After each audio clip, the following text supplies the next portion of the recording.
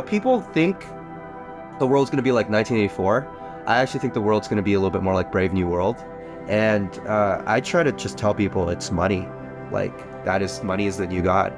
The thing with money being the new God, though, is it's here and now, and it's something you can feel, it's something you can touch. Because that arena is something that the Chinese Communist Party always has to continually uplift for its own people. It is probably more scared of its people by far than like some kind of external threat coming in. Roger, thank you for joining me, and welcome to the Transformation of Value. Thanks for inviting me, and looks like a really interesting show. I was kind of catching some of the last few episodes before we hopped on. Oh yeah, no, thank you. Well, today I am hoping we can explore the connections between Bitcoin and China, as you have written about in your book, Would Mao Hold Bitcoin? Yep. But Roger, could you start off by telling me, there it is, yeah. Could you start off just by telling me a little bit about your connection to China, though? Maybe we can start there, please. Yeah, sure.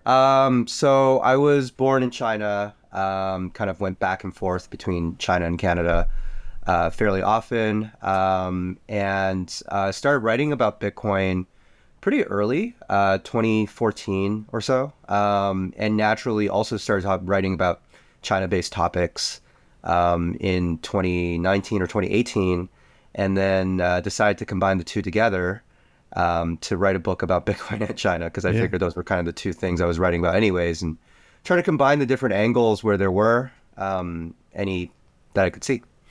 Yeah, well, I think there is a lot of connections which I hope we can pull on. And as I said to you before, I've spent a little bit of time in China. I studied a little bit of Chinese myself, nothing spectacular, but I am based in Japan. So it's sort of a little bit closer, and certainly originally from New Zealand, there's a lot more. I think China itself feels a lot more relevant in our day-to-day lives than it maybe does for other parts of the world.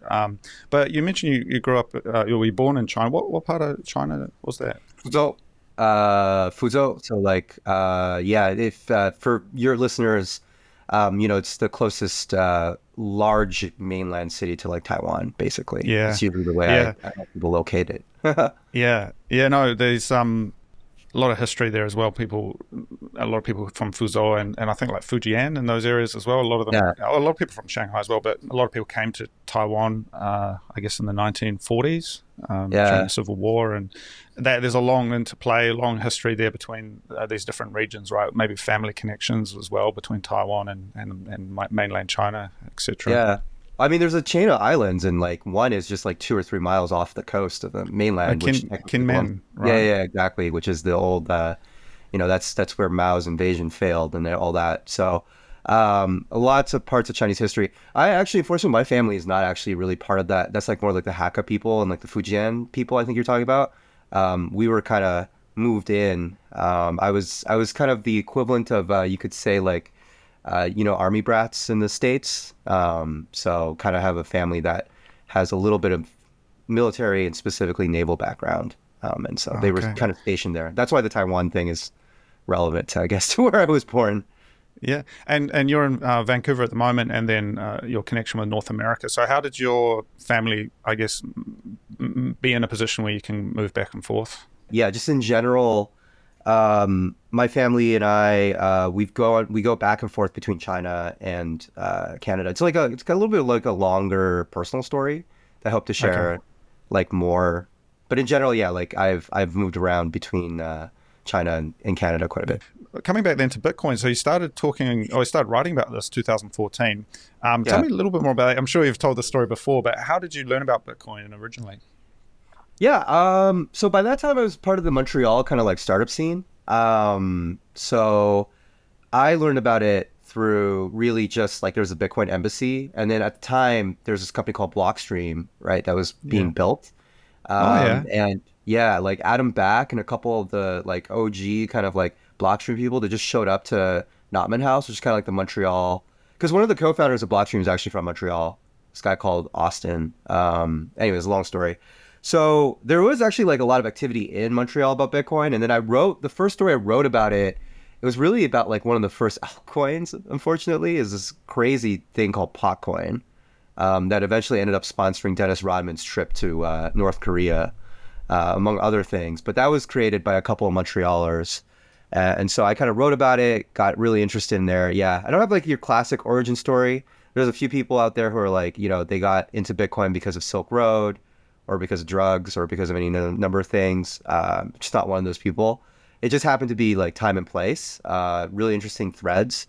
And I will say that, and, happy to unpack this more and more as we're talking about the Asia Pacific region, like the fact that I had that Chinese upbringing, and the fact that I had like people in my community that did kind of affect my gravitation towards Bitcoin.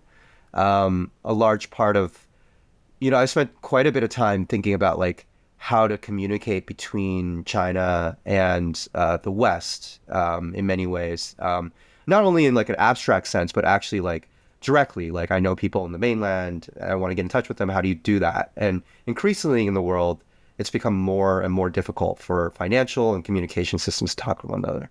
So I think I had some of those bases, and yeah, but being in Montreal at the time, that's where I directly learned about Bitcoin. Yeah, no, that's incredible. And I think sort of I haven't been to Canada, but my understanding, as a kind of Commonwealth nation, this kind of history there is maybe similarities with the New Zealand experience. And certainly I went back to New Zealand, I live overseas, but went back and got stuck in New Zealand for about 3 years during the COVID era. And, all my best friends were pretty much Chinese people, because it's kind of like, how do you relate to having lived in Asia for all these years like I had, coming back to New Zealand? And so there was actually a really incredible network around me, and certainly that led to my own discovery of Bitcoin, and certainly some of the political conversations that were happening, because it's a certain kind of person who decides to leave China to live in a Western country, right? And so I certainly understand where you're coming from, that you sort of meet people and there's ways of, like, I guess, desires of wanting to communicate back with China and navigating personal relationships. There's a whole lot there, right, to unpack. But getting on to China then, what strikes me about your book, you referenced this term techno-nationalism, and I thought maybe we could start with that, because this is really a key fundamental for understanding what is happening right now with the PRC. So where did this term come from, and like what does it mean for you?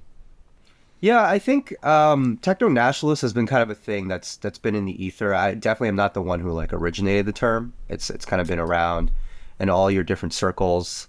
I think a lot of people have the Made in China plan, the 2025 kind of like, or 2035 or whatever, this all those years, in mind. So it's definitely something that's been pretty common, among people who kind of study China and the PRC and just overall.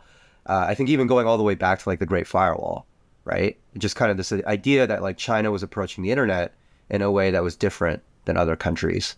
In the Chinese sense, I think the party state really refers more to it as like techno sovereignty or like cyber sovereignty. Like they see it kind of like the other way around. They kind of see it as like an independent version of China's internet. But in broad strokes, what it really means is that China has developed its own separate kind of technical model for how they want to develop their economy, how they want to develop, in terms of geopolitics and everything related to that.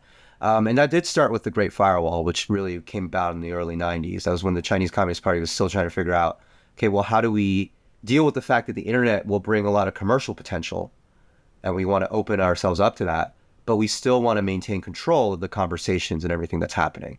And I think this techno-nationalism theme is like a really big theme.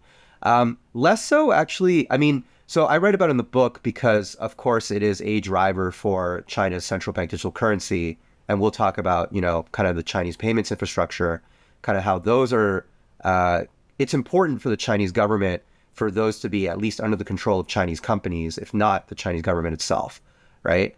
But I mean, it also has a lot of implications across the board for a lot of things we're seeing right now. Like, for example, DeepSeek, the fact there's like independent efforts to develop AI. In the book, I write about China's fascination, the government's fascination with blockchain, why I think that's totally misguided. But it kind of follows this idea of like state development, where it's like the state funnels funds, resources, gets entrepreneurs to like tackle these technical buzzwords and then claims technical dominance, but in the name of the state.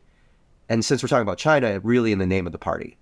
Pulling on that thread, so you say in the book, one of the key tenets of the techno-nationalism is state venture funds and companies being guided by the state here to invest Yeah, money into these choke point technologies in an attempt to leapfrog rivals. And we're seeing this kind of with EVs. We're seeing this with yeah, drone technology, with biotech, a few kind of key pillars. yeah. And as you say, it is somewhat state directed. Though arguably in the United States, we've seen similar things take place where it's sort of there is Yeah. nudging. So would you say that the idea of techno-nationalism maybe also exists in the US as well? Or Yeah, that's one thing. Well, one thing I always I've written about this in the past. Like, I don't want it to be just like a nation state construct where it's just like, hey, like China is the most obviously techno nationalistic entity or something like that. That is a construct that also often happens.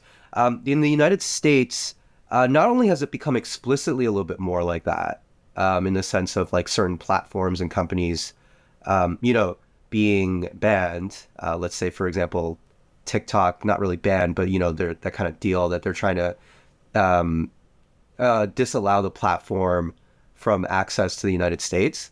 So I think the U.S. has significant advantages in the sense that a lot of the internet and a lot of the financial infrastructure was developed in the United States.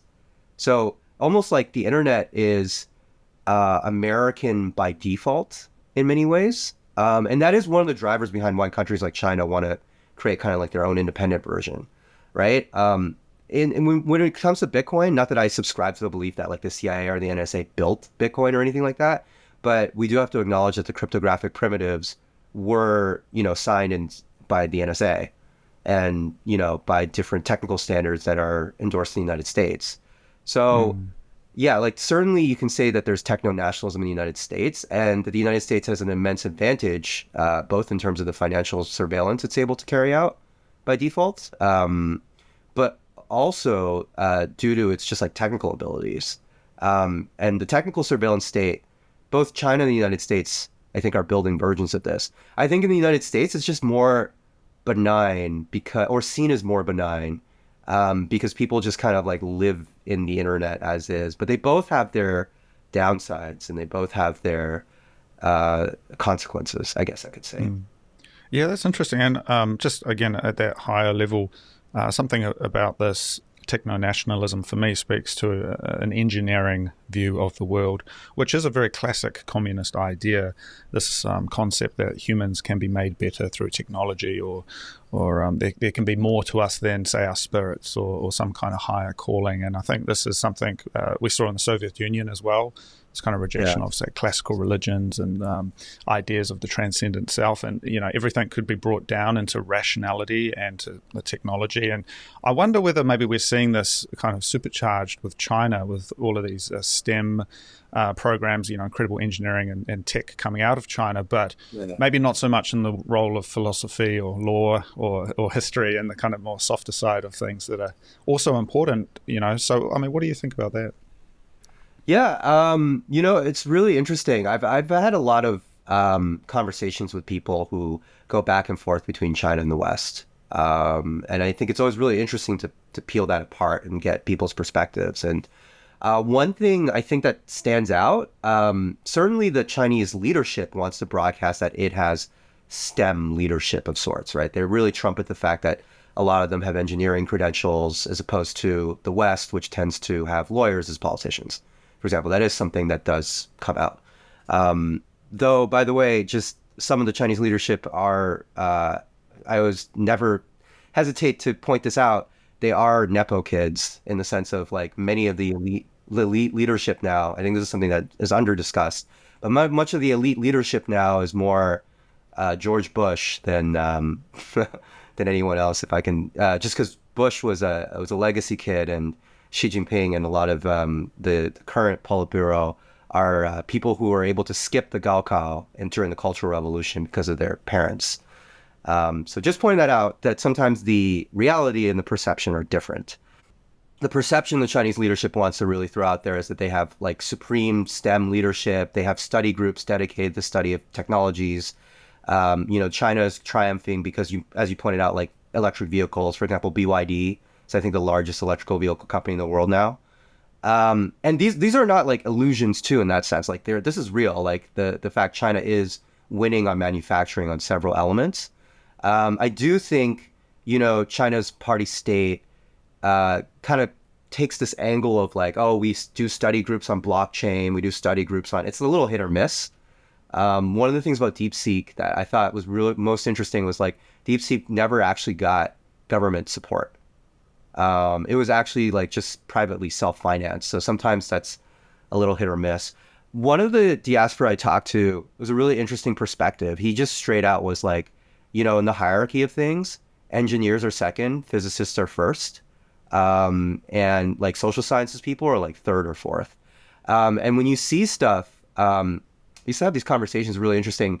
I used to be on Clubhouse. I don't know if you were on there, and then you could always pick out like some pretty interesting people. And there was this woman who was a professor of speculative sci-fi, and she kind of pointed out that Chinese sci-fi and American sci-fi were actually diverging. Like American sci-fi was becoming this kind of like, what kind of dystopias can be built today based off of like the identity politics of our times, for lack of a better word. But Chinese sci-fi had this like lens of like being very STEM focused.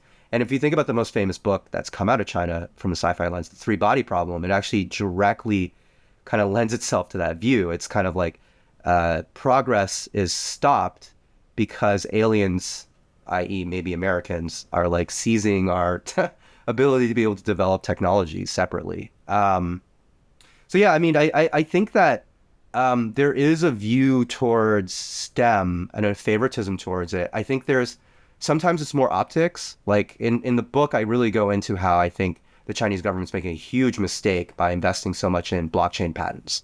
Because sometimes they confuse the means of innovation with the ends. Like, and namely, there seems to be this really large effort to get a lot of like patents out there, which I think personally, although not being a member of the scientific establishment myself, but I just think that like that's like misguided, right? But there is some of that that's very real. And I think it's actually more like a cultural thing, and I think that's going to play into the kind of like the geopolitics of it a little bit. A lot of Chinese people are very prideful of STEM. And there is more of a call towards people joining like STEM fields. So we'll see how that plays out, but it's definitely something I've observed as well. Yeah, no, and something interesting, you mentioned that sci-fi divergence, which straight away strikes me because the same thing happened with the Soviet Union. And so you had Andrei Tarkovsky making films like Solaris and Stalker and these, very esoteric, cerebral explorations of science fiction. And then you had Stanley Kubrick and, Star Wars in the US and this kind of Hollywood model. And in a sense, it kind of reflected the economic systems of both countries because Tarkovsky was, state-sponsored in a sense. And so it was a very different model. But drawing on what you just mentioned, Roger, about the physicists being first, and that it's really interesting. I was watching a podcast, I was listening to a podcast called the Manifold Podcast with Steve Su, who's a theoretical physicist. I think he's American, but spent a lot of time in China, and he was attending some of these conferences. And I mean, he went on this long exploration of how people maybe need to recalibrate their perspectives on China and how China is actually really moving ahead with some of that really deep science around physics. Talked a lot about how China was able to independently develop the process for the hydrogen bomb. That was not something that they just stole through espionage. They actually developed their own model, and there's a very famous scientist who helped develop that model, which again is sort of outside of the Western tradition. So he went on this long exploration, but what struck me about that was, again, it was the optics. He was talking about these conferences they were having in Shanghai and different places, and it seemed like it was very cutting edge. But then again, I wonder, how much of that is true, air quotes. There's this these layers of optics with China, and maybe this is something we can just talk about before we get into the Bitcoin stuff, because I think maybe people get into this and they think, okay, China's this monolithic thing, but there's so many layers to it, right? Yeah, there's definitely a lot of layers within. There's definitely different perspectives, and it depends on where you're kind of slicing the onion. Yeah. No, sorry. I mean, that's a big it's a big ask, but this I guess this idea that there is a top-down leadership that is setting the Yes. course, and that it is this ideological opponent to the United States. I mean, straight away, that is a statist take, right? I mean, as I said, so many Yeah. Chinese friends are very involved with the community.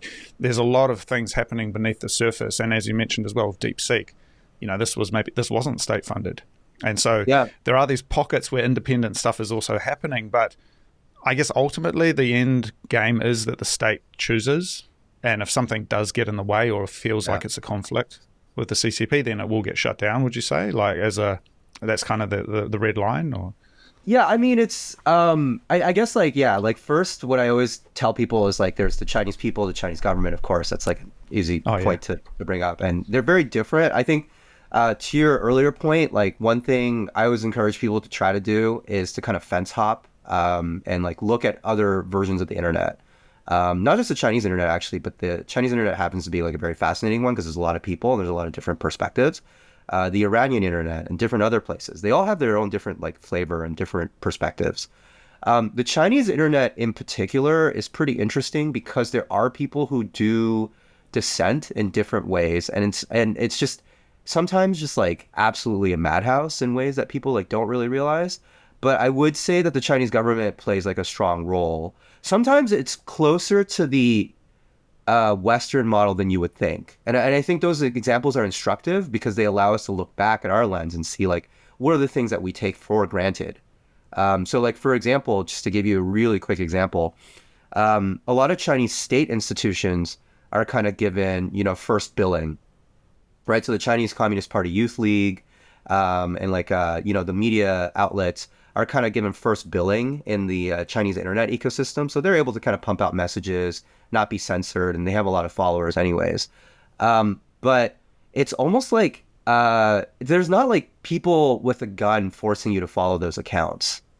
Like a lot of that growth is actually like almost like organically spurred. So just like how you might think like, there's like a Politico or like whatever in the United States or in the West, and you want to follow that, then those same dynamics kind of apply to China as well. So the state subtly kind of manifests that. And then some of that actually applies to outside of China.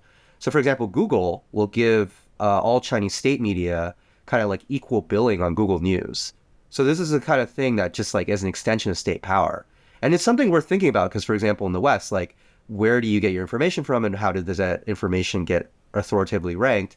Well, digital power transcends from analog power.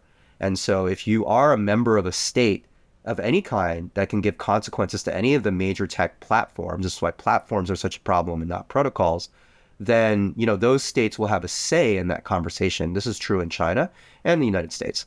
Where I think China's a little bit more extreme, and where, those red lines come in and there are real consequences, is that they do target people individually, sometimes, which is always like very surprising. Some of it, I think, is a reflection of where the politics are. Like almost like the Chinese government, to me, this is going to be kind of a weird example, but I almost think they like scaled the way the U.S. treated Julian Assange. Like you see the case with like a Julian Assange that like, there isn't unfettered freedom of speech. If you're doing things that upset the powers that be, they will go after you, right? So in the American case, that was Julian. In China's case, it's more like you have people with like 10 Twitter followers that get arrested, right? For saying glory to Hong Kong or things like that. So that's why it's the principle is still disturbing. It's really the scale that differentiates China and the West, which I think is something to reflect on as well there. Yeah. There's one other thing I wanted to pull on just on that optics side. Certainly, as I mentioned, this Manifold podcast, and I think since I started watching that on YouTube, I had been getting all these other recommendations, and there's this whole universe of influencers, English-speaking influencers, traveling through China, talking about China, and they're always, celebrating the technology, fast trains, clean streets, nice people, and these things are true. But there's this sense to me that there's just an ideological vacuum, the thing that is not said, the unspoken side of it, which is that the critique is not an option. And as a creative person, that really stands out to me as a student of history. I think, well, these things are nice, but what you pay a price for having these fast trains and these clean streets. Like there's questions that can't be asked, and I just wanted to get your thoughts on that, because a lot of these things seem like they're quite organic. These influencers, like Yeah. maybe they're getting paid somewhere, but it feels like they're just not seeing what you and I see, perhaps with the ideology of it all. There, yeah, that this is like a whole other life of mine before we even talk about Bitcoin. But Okay, I did talk to some of those. I actually know some of them specifically by name. I can probably like shout out who exactly you're talking about. You know, the kind of people who are like, "Hey, I went to Shanghai and the Starbucks is so nice, and you know, like look at how clean the streets are." You know, so it's much kind of parody. opportunity. It's Yeah, yeah, pumping the yeah. economy. Yeah, I used to call them the Chinese tourism board, but that's all good. yeah, But yeah, I think to your point, well, two things on that. One is that it's not quite organic, right? Some of these people, you know, I've seen specific examples of this, but you know, so like not that they're directly funded, or sometimes they are, but like they get recognition from the Chinese state. So some of them get invited to like galas and stuff like that. So I mean, I'm not saying that means they're co-opted or they're bought, but I am saying that that does exist, and that the Chinese government has a lot of money and has in the past done various things like given payments to politicians, given payments to this is all like public record stuff, right? Like politicians who have gotten payments from the CCP, as well as you know, people who like news outlets and stuff like that. And yeah, I don't really know all the individual circumstances, but certainly if you are doing content in China on other channels, first of all, that is something the Chinese government's trying to nurture. It cares a lot about these channels, even though it itself tries to ban Chinese people from accessing it, which is kind of an irony. And then I think that yeah, it's like it's so that's the first part. Like it's not necessary. It's not like, or I'm not going to directly say like you or them, you know, you got paid and you're just a stooge or something. But I will say that the type of person, you know, that does that kind of content, normally there are some incentives associated with that, right? The other thing I would say is like some of that does seem to be like natural, like i.e. Like what I've seen, at least for some of the people that I've interacted with, and I'm speaking specifically about people who come to China and are kind of like portraying that level of optics, the Chinese tourism board, they genuinely do believe in it. This is why I'm kind of that's trying to right. say they're not like they're Yeah, not necessarily like paid off or something. It's like, and I think where it comes from is that they're usually disillusioned with like the United States, or like, you know, just the quote unquote Western led model and all this other stuff for any number of different reasons. From people who are like Huaqiao, which is like Chinese diaspora, like ethnically Chinese, I've heard and seen things like they've experienced racism in the United States or stuff like that, right? So they don't like it, so they want to go back to China. Um, but from, you know, so I think some people have certain political views that are like statist in nature. Sometimes they're already leaning that way, and they're like, look, China's got to figure it out. Some of them think that China's communist, which I think is a very confusing concept to deal with. And so, you know, there already is that kind of inclination. And so they're kind of, yeah, they're kind of already trying to do that. And so the two kind of meet together. Like the Chinese government has like awards for journalists. They call it like the Edgar Snow Award. I don't know if you remember Edgar Snow. He's like a famous American journalist who wrote about Mao. He's kind of like the model ideal of like a good foreign journalist for people in China. Um, and those people get rewarded, and they already have some natural incentives to join. Although it's pretty funny because the Chinese government's very. Sometimes I find like the agents of the Chinese state are like very crass. They like very. I don't know if you remember this, Cody, but there was this whole like wolf warrior thing. So it was no, almost like the two. So the Chinese state at one point decided it was a really, really good idea to like just be really, really ratchet on social media.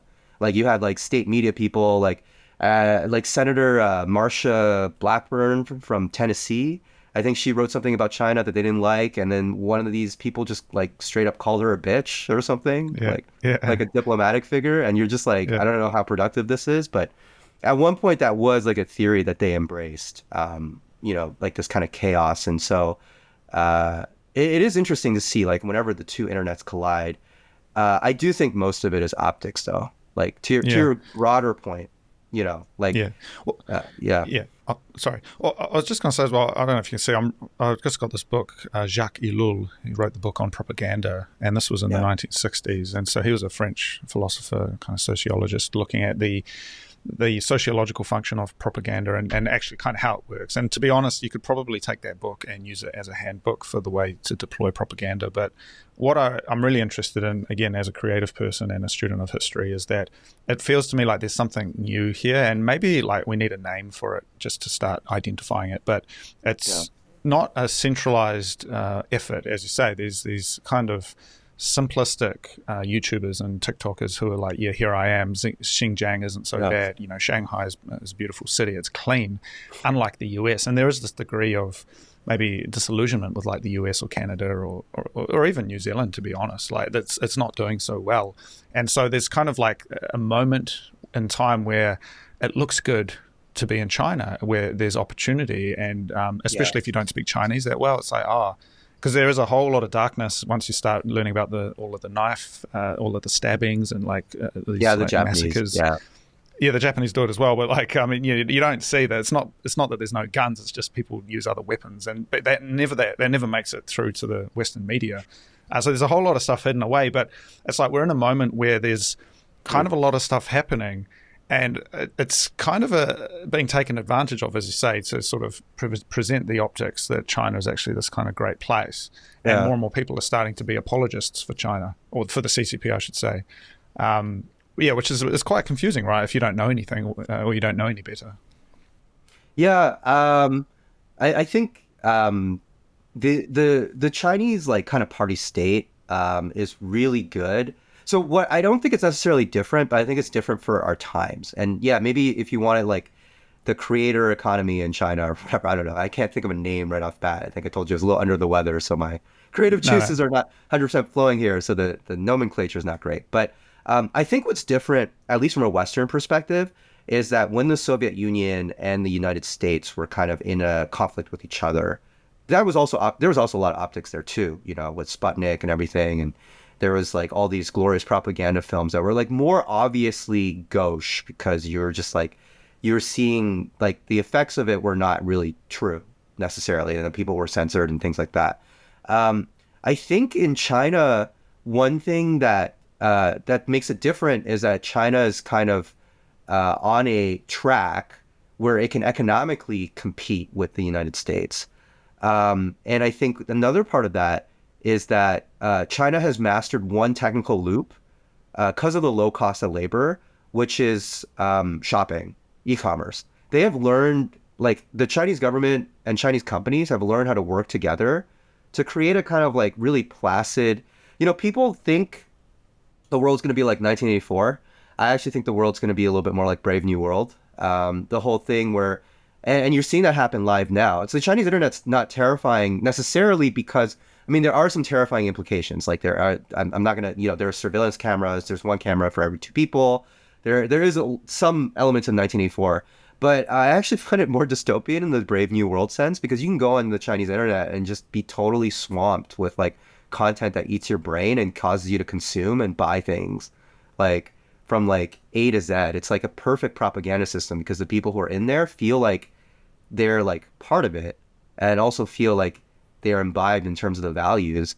And so bringing this kind of culture and attitude to the States is different because I don't think the US government is ready for, all the cool tech products used to come from the States, like Facebook and like whatever. Now they're like trying to figure out what's going on with TikTok. Like how did this Chinese company like kind of outmaneuver American tech companies and getting adoption and everything around that? So I definitely think it's a new phase of superpower competition. Maybe like different tactics, but still the same strategy and less optics, slightly less than, when it was the Soviet Union and the US. So I do think there is something there that, is driving people through. Yeah, and interesting, just pulling on that thread as well. Certainly where I live in Japan, we get a lot of Chinese tourists, we get a lot of Asian tourists, and I've spent a bit of time in China, as I said, and certainly this idea that people are preoccupied with the reflection in their smartphone, I think is a way of describing it. There's the selfie, the apps, the constant scrolling, and what that does though is that crowds out the opportunity for ideological thinking. And this is, again, something you say, that the socialist legacy of communist China has destroyed the idea of a spiritual afterlife. And so its mandate's rule comes from being able to provide material wealth to the Chinese people. And so there's this kind of loop there where the consumption and the cheap goods, that, the good middle class life that's been promised to the Chinese people, it sort of overrides maybe ideological thinking, which is where, in a sense, the Chinese communist revolution came from originally. It was a very poor country, and strife and turmoil. So it's like we're entering, as you say, into the brave new world where you can't even think these ideas because you're too busy shopping and that. So that is interesting, though. But I do want to move on to the economics and the Bitcoin side, Roger. So, I mean, the title of the book, Would Mao Hold Bitcoin, is very interesting because you do talk about Mao quite a lot, and in particular his views on inflation, which was seen as this scourge of capitalism. And the Communist Party in the early days took a really organized approach to taming the rising cost of living. So maybe we can talk about the history of inflation in China and sort of how that played out. Yeah. Well, so I cover it through the book, but inflation has been quite important to China because China was the earliest country to develop paper money, the earliest to develop credit money. And so the idea of all these like different cycles in China, what I always tell people is that Chinese history is so vast that you will have seen different cycles of things. And it's things like patterns are more readily apparent. Because like, for example, in the United States and other places, maybe that's only lived through one cycle. In China, with inflation, that was a large part of the Yuan dynasty collapse into the Ming dynasty, which was the Yuan dynasty was kind of the legacy of Genghis Khan and his kind of world conquering at the time. And that was kind of like the Chinese part of the Mongol Empire. And they went a little bit out of control with their paper money. And that helped craft the genesis of the Ming dynasty. So you can see entire dynasties kind of changing. Mao was somewhat of a beneficiary of that. I actually sometimes go back and forth. I don't actually remember exactly how I portrayed it in the book, but it definitely was a big factor at the time. Like, if you think about the time, a lot of people, when they think about inflation, especially in the Western context, they think about Weimar Germany. But China, and actually, since you're in Japan have also been through these periods of inflation that have really shaped, for example, the military government that ended up kind of ruling Japan. That was after a period of like financial monetary instability. And when Chiang Kai-shek, who was kind of the ruler of China before 1949, who was the head of the Nationalist Party, who immigrated out to Taiwan after the civil war between him and Mao Zedong. He was kind of the de facto leader of Taiwan for a while as well. And during his reign, he was the one who led China, like the state, during World War II. So when people remember kind of like the Japanese invasion, kind of going back and forth.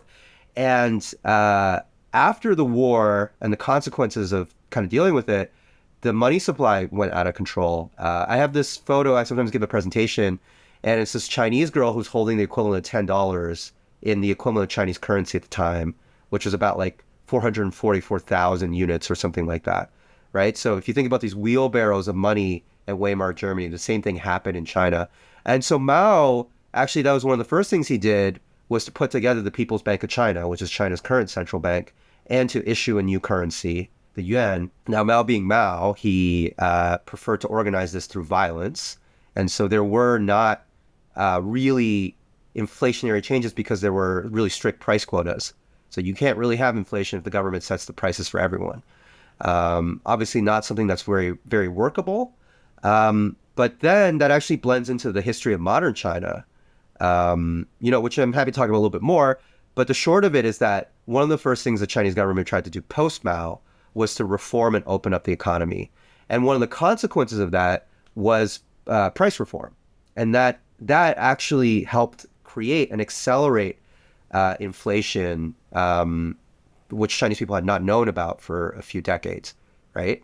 And it's that backdrop, that may have contributed to Tiananmen Square protests and definitely contributed to these two factions of the Communist Party battling each other. So the point I always try to sum up to is that inflation has been a very important part of Chinese history. Since Chinese history has had so many cycles, you can actually really see the consequences of each inflationary cycle play out throughout. And I think named you three instances where inflation played a really important role in Chinese history. Yeah, no, that's fascinating. And I do recall you mentioned that role of inflation in Tiananmen, and that was interesting because I hadn't really read about that. I knew about sort of on the surface of it, the democracy movement and the students, but the idea that maybe inflation was sort of in that mix is really interesting. And then the other piece that's also kind of like a local topic, I guess, in this part of the world is obviously the Japanese invasion of China in the 1930s and the development of paper money for Manchuria and these kind of occupied regions and kind of that extractive nature of it, this kind of bootstrapping paper money and using that for wealth extraction is kind of, again, much clearer than or much more grand in scale compared to maybe what we know about in the West, because again we talk about 1971 as a bit of a rug pull, but right. Everything's bigger in China, and it seems like there's this history even in the say last couple of 100 years of quite profound monetary changes that have led to social turmoil, to war, all sorts of things, right? Yeah, and inflation, just to finish off, like on the 1980s and the Tiananmen Square, not only was it the backdrop of Tiananmen Square, but it was also the backdrop between two factions of Chinese governments, and the one that won out is the one that rules China today. So, again, like inflation, very important to know. That's one of the questions I always get about the book is like, why does your book start in like the 19... Well, actually, it really starts in like all the way back in like 800 AD or like whatever. Why start it in 1949 and like 1989? Like there's a whole chapter, and that actually used to be 3 chapters because that's like my editor in his infinite wisdom was like, you should probably cut this down. But that's kind of like one of my bugaboos is kind of like the 1980s in China's fascinating period. So I always encourage people to read more about that. But there's a lot that happened because of inflation. Yeah, absolutely. And another perhaps controversial book, but certainly On China by Henry Kissinger is really interesting to also explore that role of politics and money and how China reopened up through the Nixon administration, that whole era, certainly before my time, but very fascinating take from, I guess, the US side, looking at Kissinger and Nixon's opening up of China and what that meant for the world, for Taiwan, etc. But yeah, it's all very interesting. So that brings us, I guess, to where we are today. So again, we've got this interesting relationship between Bitcoin, crypto, quote unquote, and the Chinese yuan, and sort of this interplay where it seems like sometimes it's okay. Sometimes, in the West, we hear about bans, we hear about these kinds of second-hand, third-hand stories of Bitcoin in China. But how would you sort of broadly paint the picture today for Bitcoin, how it's treated in China, and like how has that maybe changed over recent years? Yeah, I mean, today the status quo has been set since pretty much 2021. It hasn't really changed since then. And what the status quo is technically there is a mining ban, if not de jure, then de facto. I mean, basically most of the provinces have things that make it really clear that they will not openly endorse Bitcoin mining. So there is still Bitcoin mining happening in China. I've had a few sources confirm with me about this, but it's not in the open, or not at least like super in the open.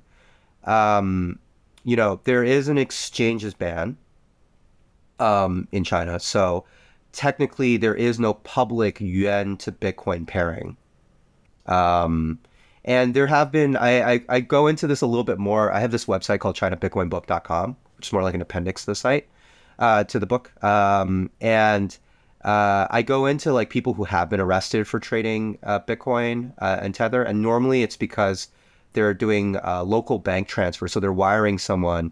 I actually have an article coming out describing how Chinese people are currently buying Bitcoin right now, despite the bans. But for the purposes of this, it's important to know that exchanges are banned in China, at least in the mainland. Now, of course, in Hong Kong, it's slightly different.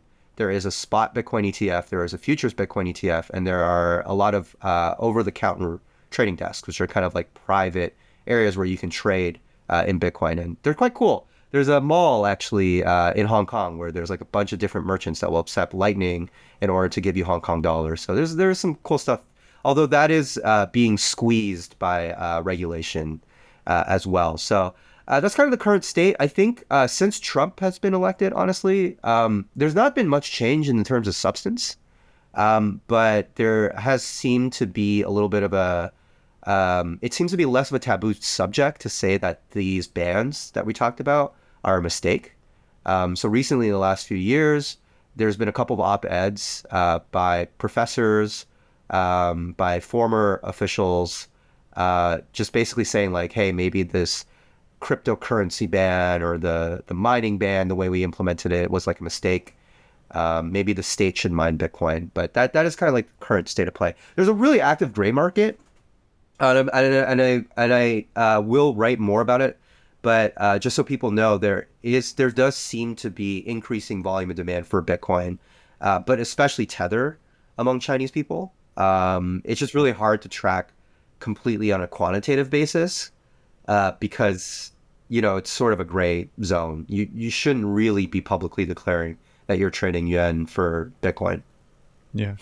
Just quickly on the Bitcoin mining side. So I was in Hong Kong last year, and I was talking to a lot of different kinds of people, I guess I could say. And certainly I heard some stories about how that eventuated, in the sense that I don't know if I should say it and then get you to confirm or not, but basically, it is it was maybe a regional political issue that kind of was a bit of an embarrassment, and that turned into a national kind of top-down ban. But that was what I heard. I don't know if you have any sort of thoughts, because I don't know if it could really be said that it's about the environment. Is there something else at play about Bitcoin mining that we don't know? I mean, look, also like reading the tea leaves of Chinese governance is like above my pay grade. I mean, if you really want to do that, got to read, I don't know, Bill Bishop or someone, or like something. If you do read in Mandarin, someone else.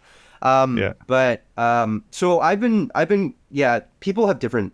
It's all one big elephant, and people are feeling different parts of it.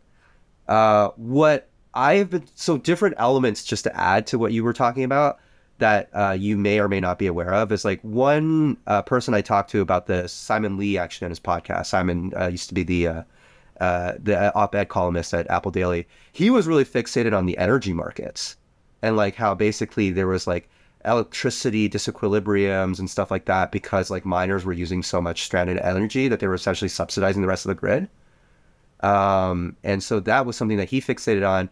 I've spent a lot of time fixating on how like the local governments have like tax revenue shortfalls. So it's in their incentives to really sign off the book deals. And some of them have. But there was that case of the one guy. I was just rereading this for prep for this podcast again. But like every time I reread these stories, I'm just like, wow, it's amazing. Like the guy just basically like built Xiaoyi is his name. I always forget his name. So, but he actually built like basically a Bitcoin mining company on the side as like a Chinese government provincial official. So, there's definitely stories like that. So my sense is like it was kind of like a cash grab. From what I've heard from some people who are more in the know than I am, the two things, like one is kind of like what we mentioned. It's like after a brief moment of like, hey, like, let's pass some new regulations, laws. There was like a phone hotline, like a bunch of miners left. There doesn't seem to have been like a lot of action. Now, having said that, mining conferences are no longer in mainland China, right? I did get confirmation from a few people that in Shenzhen, there are people openly still selling ASIC miners. And I did get confirmation that in Xinjiang, it doesn't seem like, even though Xinjiang was pretty strict on the regulations, it doesn't seem like in practice, some of the mining facilities never shut down. So that's what I heard. But I think the reason someone above my pay grade might just be like the Chinese government controls Bitmain and controls everything and controls Bitcoin, and I don't know about it. And then Xi Jinping's about to flip the switch and buy Bitcoin. David Bailey is out there saying versions of this, right? Like, so I don't know. But my point of view is that the Chinese government doesn't actually spend like a huge amount of time thinking about Bitcoin. And this was kind of like more of a, like, it came up in a financial stability committee meeting. And then Liu He, who at the time, was also like U.S. China trade advisor and all this stuff. He was just like as part of the agenda, he's just like, hey, this is not a good thing for us to have around, like Bitcoin mining. Like basically, he was the first person in the Politburo to express a view on Bitcoin mining, positive or negative. And although the Chinese government had made pretty clear that they had, plans to impose a moratorium, I think like 18 months before and all this other stuff, he was the first one that was really like, hey, like this is like bad for the whole of Chinese society and et cetera. He like really put his foot down. But and one of the sources who talked to me, he was kind of a little bit like that was a little bit more of an afterthought. It wasn't like a, hey, let's put together a meeting and like think about how to tackle Bitcoin. It was more like, like Robert's rules dictated that Bitcoin showed up at this meeting and I have to address it right now, kind of a thing. Yeah. So that was what I heard. But Yeah. no matter how you piece it together, it kind of like de facto, there's still mining in Bitcoin, but you can't really do it openly. Yeah. Well, what strikes me, so as I said, I was at a Bitcoin conference last year in Hong Kong, and Bitcoin it Asia struck or Bitcoin Asia, yes, and it yeah, struck me. I mean, it had its own issues, which I talked about in another episode, but it struck me as like the miners who were there, and I've worked with Chinese vendors before, and it seemed. I mean, firstly, they didn't know anything, and secondly, in terms of staff and that, which is I guess to be expected, but it struck me like there was no ideology there, and maybe from their perspective, a cynical way of looking at it would be like, why are these silly foreigners trying to buy these pieces of hardware? Like, it's kind of like, well, if they want it, we'll sell it to them. But there was no sense from my sort of engagement that they understood that this actually represented a serious threat to the global world order and fiat money in general. Like this stuff that we talk about as Bitcoiners, right? Like I've met one or two Chinese friends who are, they get it and they understand. And I mean, you obviously understand. But for me, it was like that. They're in it to make a quick buck. And there's these machines they can make and they can sell it to people. And that was about it. And I wonder, just drawing this back to what we were talking about before with the optics and the TikTok and the YouTube, like, is it a case that the Chinese government and the officials are actually so, they're kind of dog fooding their own ideology that everything's just okay in the Middle Kingdom, that they can't see that there is a disruptive technology potential with Bitcoin, or maybe they don't fully appreciate what it means potentially as an idea. I know that's just kind of my sort of riffing on it, but that was kind of what struck me, is they don't actually sort of understand what you and I understand, if that makes sense. This is my read on the scenario, and this is like just gonna be super candid. So if I catch flack from whatever quadrant But, so Chinese miners, I actually honestly a lot of miners are more fiat minded. That's just like the reality. The reality is like they're in the Bitcoin industry, right? If that makes sense. Like they're not Bitcoiners necessarily. Some of them have taken steps, but I'll give you an example. Like there's one of the Chinese miners, his name is Chandler Guo. He like went on record and he was just like, hey, I think that digital yuan will win because China's powerful. Like he's not like, they're not. So the Chinese miners are even more like money oriented, right? I'm making a broad statement, but like like it's the ideology of it is less impactful than like actually making money from it. But having said that, some of the people who have been involved have had consequences be applied to them for making money. This is like a very Chinese phenomenon. And like, for example, the whole like Bitmain and Bitdeer split, and everything like that, you do see kind of like those threads where the politics do end up mattering. And then the other thing that's like kind of hard, even for someone like I sense from you that you have like an appreciation for and trying to connect with Chinese people and like trying to get their thoughts, but like a lot of Chinese people are very close to the vest, even among like diaspora and everything. Like I've seen instances where people refuse to talk about certain topics, even though they're like thousands of miles away from China. So I kind of like think that some of that could be like a little misdirection, but in general, what I found, okay, so here's like the really, really blunt take on it. Chinese VCs in Bitcoin are super based. Like, I don't know what it is. Like, if they're choosing to invest in Bitcoin things, ironically, like, I don't actually really think that's like 100% the case in the West. Like, some of the miners are actually pretty cool. But in China, it seems like the people who are like VCs or investors are actually like really into it. Then there's like cypherpunks in China, but there's very, very few of them. I think there's like maybe like there's one guy who went on a Mandarin podcast. I think I said in the book, like he's like, I think there's like 5 of us who think the way I think. And then there's a whole bunch of like shitcoinery, altcoins, people who are like just selling devices for cash, like quick cash grab, like high time preference. And you would have seen a lot of that in Bitcoin Asia. Much love to like, I know some of the people who are involved in the organization of that, but you like you would have had like a front row seat at that. Like everyone I've talked to about Bitcoin Asia has like been exposed to that part, right? Where it's like the ordinals are everywhere, and then it's like there's like a million layer twos, and you're not really too sure what's going on, and then there's like a bunch of miners who are just like speaking in Mandarin and like whatever. So yeah, I mean, I kind of echo some of what you're saying there for sure. There are some, but the one thing I will say is like some of the people who left China, I think, not necessarily have like an ideological basis, but are maybe more ideologically driven and have seen some of those consequences. Like, I mean, they're living in a different whole country in order to do what they're good at. So just something to think about. No, I understand, and again, I appreciate being candid about it because I mean, my position here in Asia as well is really interesting because my general impression is that the Japanese don't understand it whatsoever either. And there's a few base Bitcoiners here, and it's totally fine to talk about it here as well. That's the big difference. But there's, I don't know if it's Confucian or some sort of lineage of philosophy and law that means that it's hard to really dispute the sovereignty of the state and its right to print money. It's sort of like it's not a concept that's ever come across people's minds before, whereas maybe in the Western liberal tradition we kind of have a critique of the state and economics, and a long history of that. That's right, it's quite a generalization, but so that's interesting to me.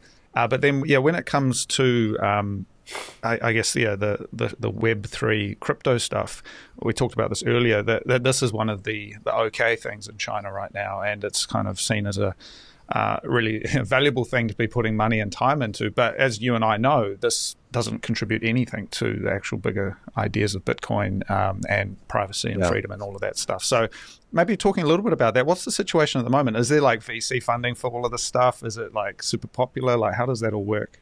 I mean, the Web3 stuff is mostly the mainland. They try to keep the mainland separated from Hong Kong, at least on this front. And then Hong Kong has a lot of, like, they want to be like a Web3 hub, right, or whatever. The Hong Kong government has put itself in its mind that that's the way to like drive more capital back. And so I don't know that there's like a official government support, but it seems like the Hong Kong government has, it's done a few things. It's like gone out of its way to host events in Hong Kong with the support of the government, including Bitcoin Asia, which had a legislative member, Johnny Ng, I believe, of LegCo speak. And so, there is kind of like that government-driven motion. I think in China, this is like my least favorite part to talk about, but also it's like really funny. It's just like there's been so much. Like even the China, so the mainland, what they fear, I think, is like they have a really big fear of the retail investing class in China, because in the past, so in the States, the retail investor is not really that powerful because like most trading happens with institutions. In China, like the domestic shares are driven by a lot of retail investment interest, and so that's led to some crashes in the past, including in 2016. In the economy. So you have instances where like investors don't know what they're doing, quote unquote, and then they panic So China's also been through all the phases of altcoin scams, probably even more than the quote unquote West, I guess. So yeah, like there's been like these big scams. Like there's been the big one was what's his name? Multicoin? I think it's called Multicoin. But there's been like a few. There was Neo, which was kind of like the Chinese Ethereum. And then there's been all these. Sometimes I go to the Twitter and X spaces and I'm just like listening to all these like Mandarin degens talk to one another and just like what tokens they're trading and stuff like that. And anyways, it's like a whole different universe. In China, there's this term called 韭菜, which is like chives. I guess that's like in the English term, it's like retail. And I just think like, there's a lot of naivete about that.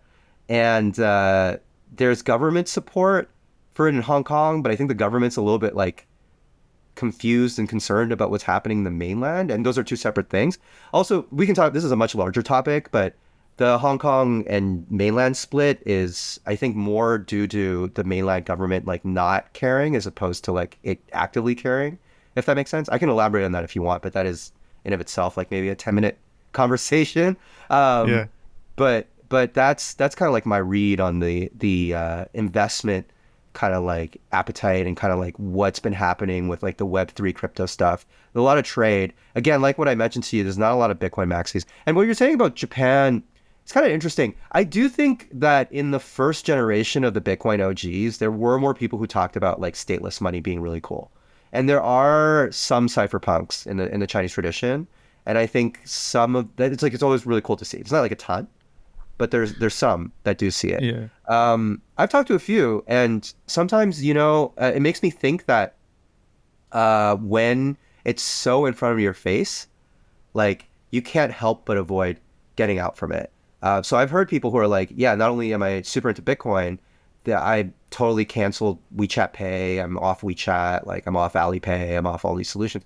That's actually a harder conversation to have with Bitcoiners outside of China. Like, for example, you have a lot of people, no judgment, but like a lot of people who are like using Bitcoin, but by using Bitcoin, they're really buying the Bitcoin ETF and they use credit cards for their day to day, right? So what I found is that there's fewer cypherpunks in China, but once they get to that stage, they really get it because the consequences are quite stark. Like, for example, like in order to get across the Great Firewall and to access content, it's not like the difference between some accounts being taken down or not. It's the difference between whether or not you have access to a certain part of the internet or not. That's like a constraint that most people aren't used to, Yeah. at least on Well, this side of the world.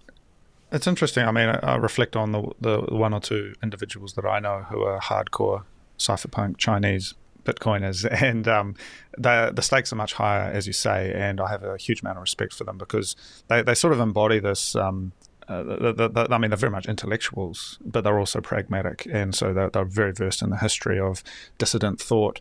They understand the lenses and the optics and the various gymnastics you need to do to be able to actually even see and understand what China has done and what the CCP has done. It's actually quite a mammoth undertaking, and you can say, I live in New Zealand, for example, and I'm totally, based. But actually, when push comes to shove, and we only have to look at COVID, how many people bent the knee in many Western countries and did all that stuff. So it's kind of like, yeah, there's sort of truth to all of it, and maybe fiction to it as well. But I wanted to just come back to what you said though about the degen retail class in China, because you write a little bit about housing, and many people might not realize this, just how much housing plays into Chinese investment and kind of savings mentality, and that billion plus people YOLOing into housing, the DD, drivers starting to talk about the next hot stock, that actually does represent a huge risk to the Chinese Communist Party. And so maybe we can elaborate just on sort of housing, and then, so what it means to have this, dynamic degenerate class that can actually collapse the economy if they go in the wrong place. Yeah. Well, so housing's really interesting because I think like housing, culturally speaking, so Chinese people are not very equities focused. I think in the West, there's a lot more focus on the equities market. In China, the equities market is more underdeveloped. And if there's crashes there, it has less consequences because less of the mom and pop retail class are exposed to it. But what does have a lot of consequences is housing.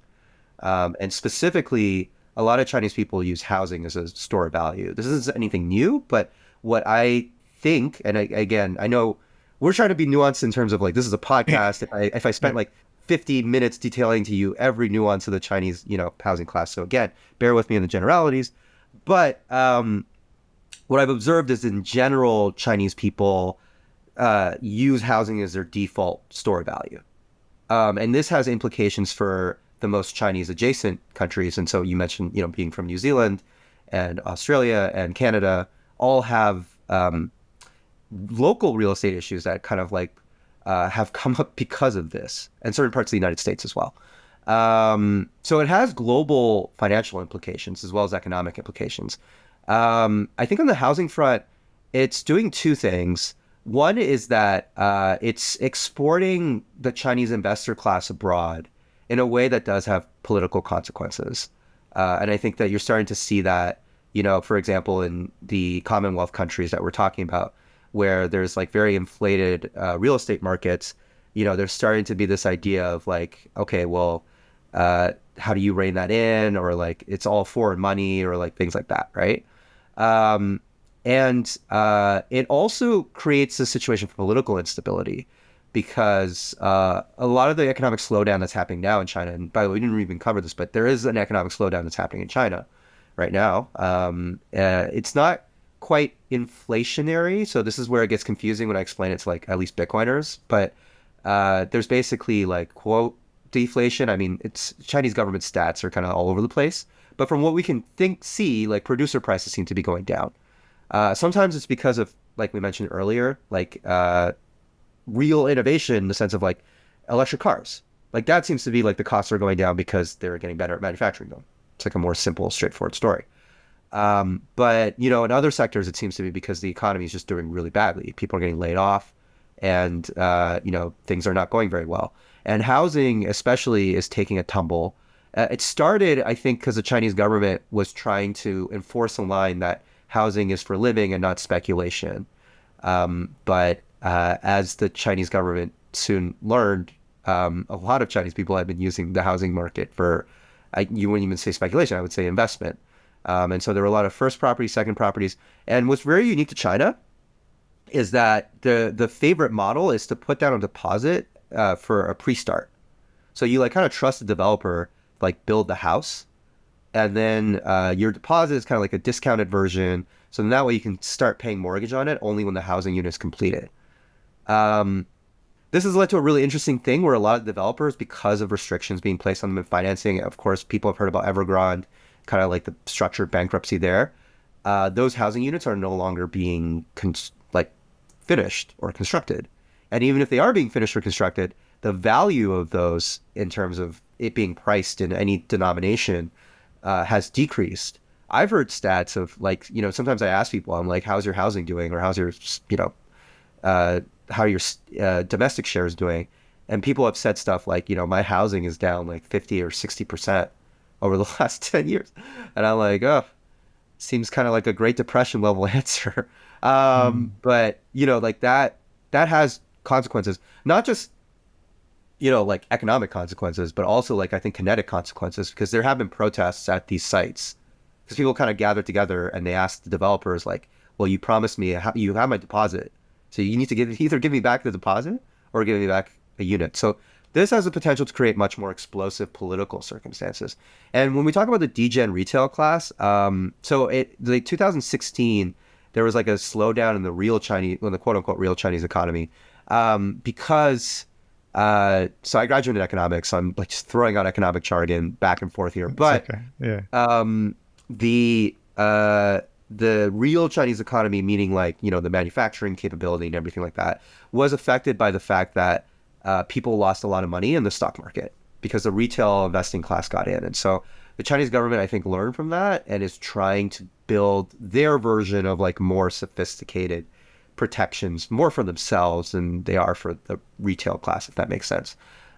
Because to your second part of your question, all of this really high youth unemployment, slowing economy, prices seem to be decreasing, but not because it's driven by like tech and innovation. It's driven by the fact that people are getting laid off en masse, right? So all of this is a pretty combustible formula. I'm, again, above my pay grade. I don't know if it will blow up or not blow up or whatever will happen. But all I'm going to say is like that exists. Like that is there. And, part of the book that you quoted, the whole like socialist promise of Mao, that's the one thing I think doesn't come across. And I try to communicate this. It's like China changed it. It's almost like its entire spiritual religious belief, and there's a lot of Kissinger writes about it and other people write about it. Like, is it Neo-Confucianism? Is it like, this, or is it this strand, or is it legalism? And I try to just tell people it's money. Like money is the new God. The thing with money being the new God, though, is it's here and now, and it's something you can feel, it's something you can touch. And so one of my favorite books about the Soviet Union was The God That Failed, which was, written by a few, disillusioned communists, but that was very abstract. And so it took a long time for the Soviet system to fall apart because of its inherent contradictions. But with the Chinese system, I think the unit of measure is now so much more readily apparent and obvious. Like, did you lose 50% in your housing prices in the last like few years? Um, so I think that's going to have dramatic consequences in how China's competing in the same arena. So that's also one part. That's something that's different from the United States. But conversely, it's a double-edged sword because that arena is something that the Chinese Communist Party always has to continually uplift for its own people.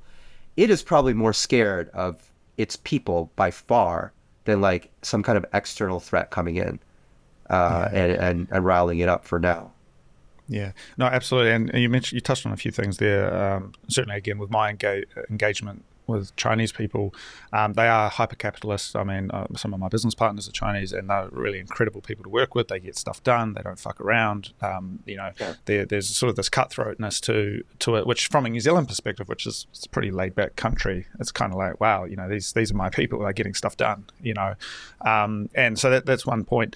And then also this cultural moment with a lot of young people right now. There's the whole Tang Ping kind of lying flat movement where you got kids who are just disillusioned with the university system, the career track, and they're just kind of doing part-time jobs. They're not really working too hard. This kind of Gen Z equivalent, but maybe a little bit more nihilistic. And then you mentioned the combustibility of it, which I guess there's the saying. I don't know where it comes from, but it's like actually, I won't quote that particular one, but there is this idea that Chinese people, they do get very strung out about ideas. And so, what it took for the COVID protests in, say, New Zealand, that was like, actually took quite a lot for us to get there. But as soon as there's any sense of unfairness, I would say, in the Chinese context, I don't know if you know what I mean, but like, if someone feels like they've been done by in an unfair way and there's not a win-win situation, instantly Chinese people will stand up and fight back against that. They're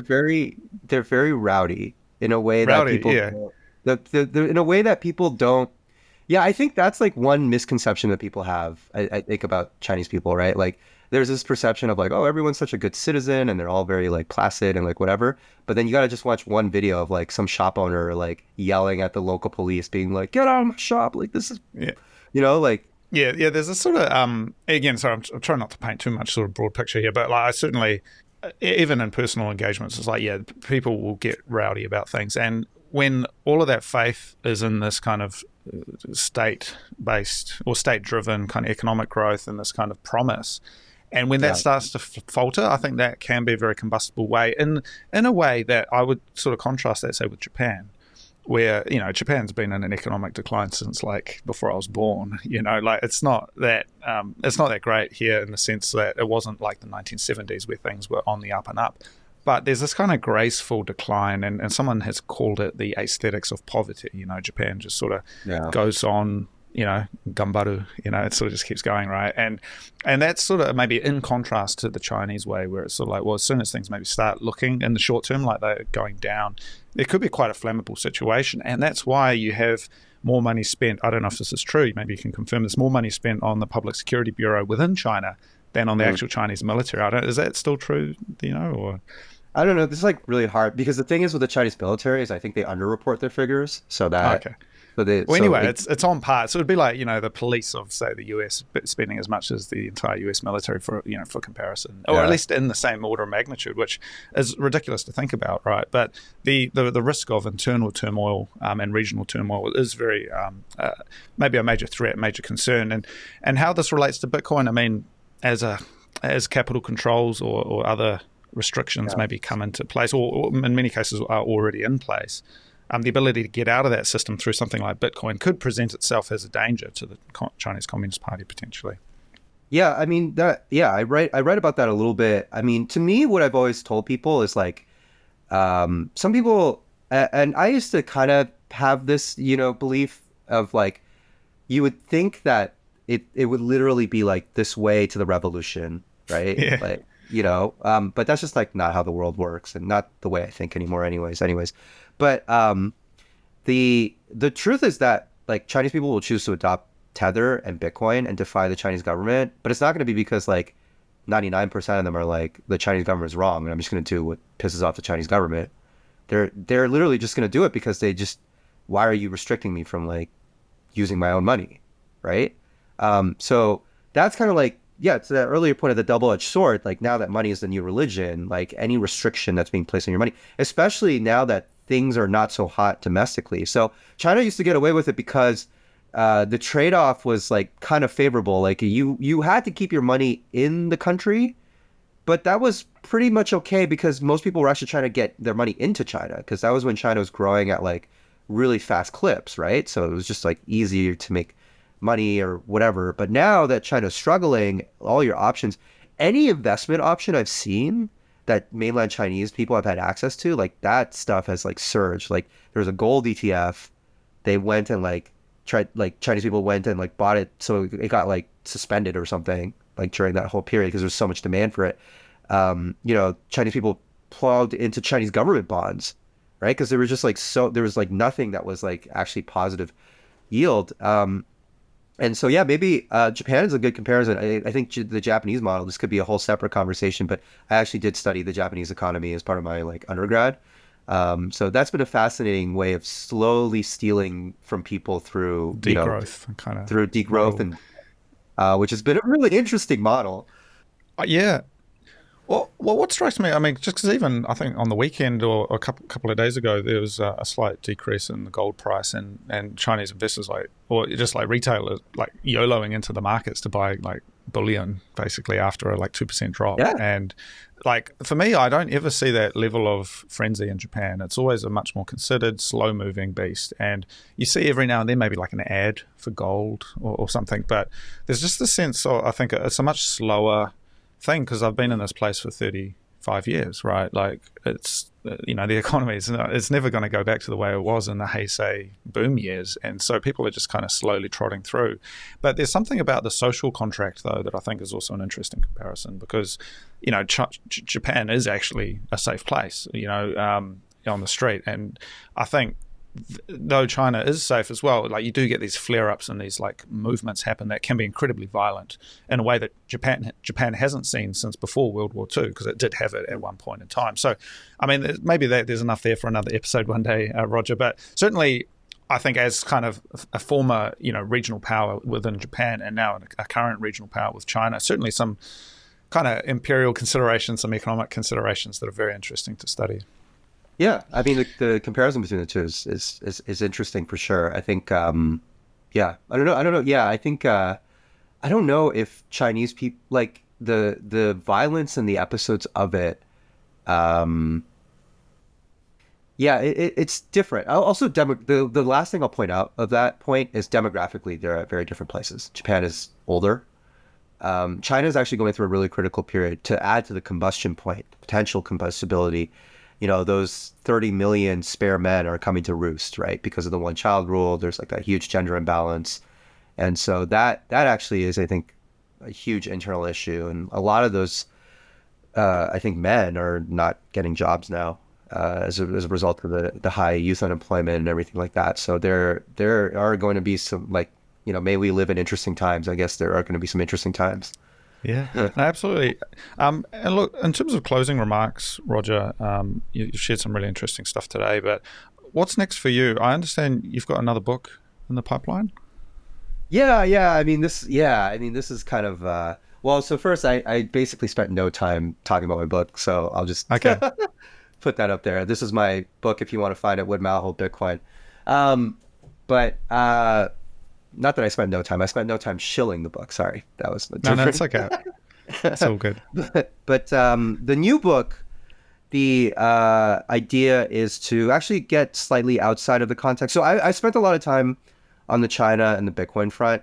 I do find it a really interesting topic, and I may revisit it again sometime in the future. But it's not like there's been radical changes. And I think as you'll probably observe, and this is kind of like a hidden trend about China that I hope more people are aware of. It's like people doing journalism in China. I used to have access to like Hong Kong and places like that. And now these days I'm like, it has to be a judgment call whether or not I go or not. Right. And I think that's true of like pretty much anyone who's written anything that is slightly critical or, like paints China in a different light than the authorities want. Yeah, like Cody, for example, you might also have to make that same judgment call. But what that creates is, unfortunately, like, like there's just going to be less material because the people who are going to fill the void are kind of the people we were talking about earlier, the Chinese tourism board, who are going to be invited officially.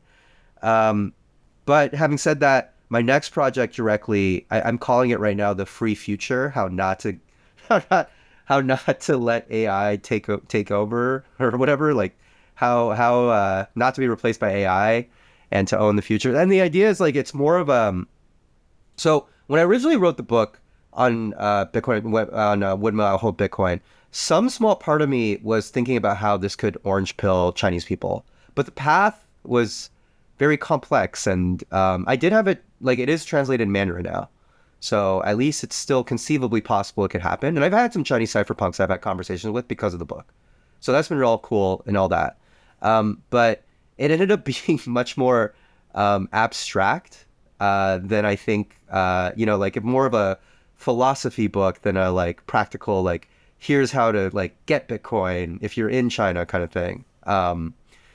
I think my next one, it was kind of more direct. I really wanted to give, and not just people in China, like people around the world, like a reason to really think about like freedom tech, right? Like, why should we embrace privacy? Why is it important to have something like Bitcoin, among other things? And I just observed that people seem to be really freaking out.